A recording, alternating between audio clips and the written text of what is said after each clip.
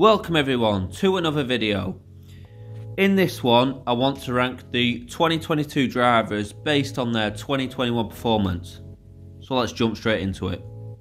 Now it's going to be hard to place Alex Albon and Guan Yu Zhou in this list, so I'm just going to place them 20th and 19th. I'm going to put Guan Yu Zhou 20th and Alex Albon 19th. And I'm basing that on the fact that Alex Albon has had experience in Formula 1 already. Guan Yu Zhou's had none. And also Alex Albon's message to Max Verstappen as soon as he crossed the finish line in Abu Dhabi, because it was just iconic, weren't it? So I'm placing those two that way around. Zhou 20th, Albon 19th. So 18th, no surprises here. Nikita Mazepin. It feels harsh really placing these Haas boys in this list because that car was so terrible. They didn't have an opportunity to show off their talent, did they? But Nikita, he didn't have enough compared to his teammate Mick. He was also the only driver not to have a Q2 appearance in qualifying in 2021. So it's hard not to place him in 18th really. He finished 21st in the standings. He finished below Robert Kubica and he only did 2 races, so he's got to go in 18th in my eyes. It's not all bad though. He did show signs of improvement throughout the season. A highlight being that overtake on Mick at Silverstone. That was a wicked overtake, that. He just needs more of that in 2022, but going into the season, he is 18th in my ranking list. 17th. Again, feels harsh, but I'm putting Schumacher there. Because we've really got nothing to go on against the other drivers outside of Haas. We've only got to go against his teammate. So, 17th it is for Mick Schumacher. It was a classic rookie season for him, really, wasn't it? Solid. To be honest with you, a solid season in that car. He did what he needed to do. He absolutely bossed his teammate. Firmly establishes himself as number 1 in that team going into 2022. That's all he needed to do, and he did it. Highlight of Mick's 21 season has to be getting through to Q2 in France. He put it in the wall afterwards, but he did a time good enough to get himself into Q2. And in that car, that's a fair accomplishment, so fair play to it, lad, fair play to it, lad. We'll move on now to 16th, where I've placed Nicholas Latifi. 2021 was his best year in Formula 1, but gaps at times to George Russell were just too big. He had some decent results during the season.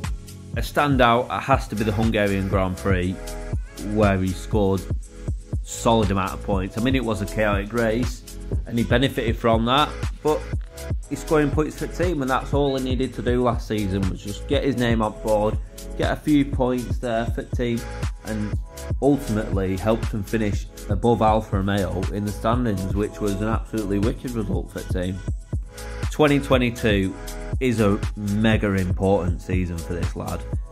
Going against Alex Albon, if he's not nip and tuck with him, I think he'll be off. I don't think the team will want him next year. He's got to really push Albon for him to keep that seat. And he has got it in him to beat Albon. He showed good pace, good race pace last season. So keep doing that throughout the season. Keep pushing him.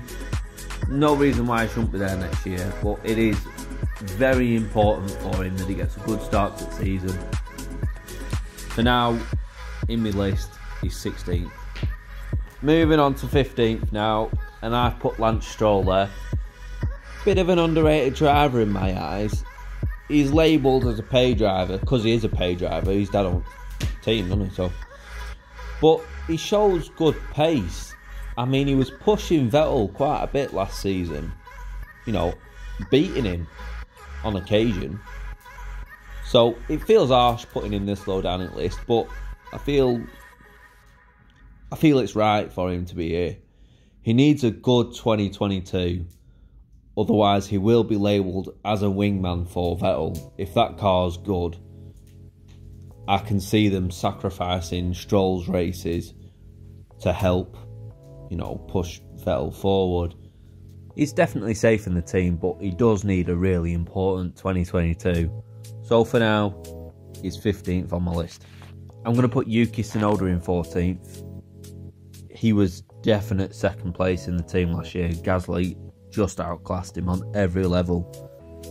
Put a good rookie season, really, with some quality results in there. Highlight has to be Abu Dhabi finishing 4th. I mean, that was a mega result for him right at the end of the season. It's what he needed to slingshot him into 2022. He's another one that desperately needs a good 2022 because we know how ruthless that Red Bull Academy, the whole AlphaTauri thing can be. I mean, if you don't swim and all that, so the start is really important, and he's going up against Gasly as well, which doesn't help him, does it? But he's got to try hard next season to at least keep up with Gasly, and then, yeah, take it from there. So, moving on to 13th, and this one feels really harsh placing him down here, but it's where he's ended up in my list, and it's Sebastian Vettel. For me, there wasn't a big enough gap to Stroll to push him higher up my list. A good season, a podium in Baku, nearly a second podium, but he got disqualified, didn't he? His mistakes are still creeping in, and he just needs to polish, doesn't he? Polish what he's doing, and then if Aston Martin give him a good car next year, he could be back up at the top. There's no reason why he shouldn't be, no reason why he couldn't be. But 2021 was another iffy one from Vettel, so that's why he's ended up in 13th for me. I'm not knocking him, he's a wicked driver and I really like watching him, but just he needed a bit more. He needed a bigger gap to Stroll, and yeah, that's why I've placed him where I have. So 12th, and this one could be a controversial one, but I think it's right. I'm putting Daniel Ricciardo in 12th. There was a large gap to Lando for a lot of the season, which it didn't help him, did it? That did not help him. He is coming into the most important season of his career. If he's not on top of his game this year, he can write off a championship. It'll never happen. Some people have already written it off for him. I'm holding out hope. If McLaren can give him a good car, we saw what he could do in a Red Bull. He's a mint driver, so. But he needs to be closer to Lando. He needs to push him, and he come into really what was Lando's team. That can't be the case next year. New cars. McLaren are going to be hoping to be up there with Ferrari, Red Bull, Mercedes. He needs to be on top of his game next season, or it's game over for Daniel Ricciardo. It's so important he gets off to a good start. Obviously, a highlight for 2021 was that Monza win, and I loved watching that. Seeing McLaren not only win, but a 1-2, their first 1-2 for, was it about 10 years? Something crazy like that, and it was so good to see that. But yeah, the rest of the season wasn't good enough really from him, so that's why he's in 12th. Let me know if you agree with that one. I can see people not being happy with that, but that's my opinion. So, number 11, I'm putting Bottas here. He had a very up and down season, didn't he? Really up and down. I mean, the highs, like winning in Turkey, that were wicked. But then low points like Imola, I mean, that was just shocking. His crash with George Russell. Why was he racing a Williams in a Mercedes? That should never have happened. But, and on his day in qualifying, he was rapid, untouchable. Not even Lewis could get close to him. And that's the thing with Bottas, isn't it? Just consistency wasn't there, and maybe that's why he's never had the championship with Mercedes. maybe.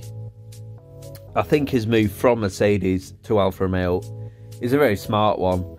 It's gonna push him from a number 2, clear number 2 driver in Mercedes to a number 1, and I think he'll enjoy that role. I think we'll see more from him next year, and he might be higher up than 11th on my list next year, but we'll have to watch the season and find out first, won't we? So that's 20 down to 11, and that's all I'm going to do in this part. I'm going to save the top 10 for a second video, a second part. Make sure you subscribe to come back and watch that one, find out who gets number 1. Leave a comment, let me know if you agree, disagree with what I've said. So it's just my opinion. What's your opinion? Let me know. That's all I've got for this one, guys. Thanks for watching. Cheers. We'll see you next one.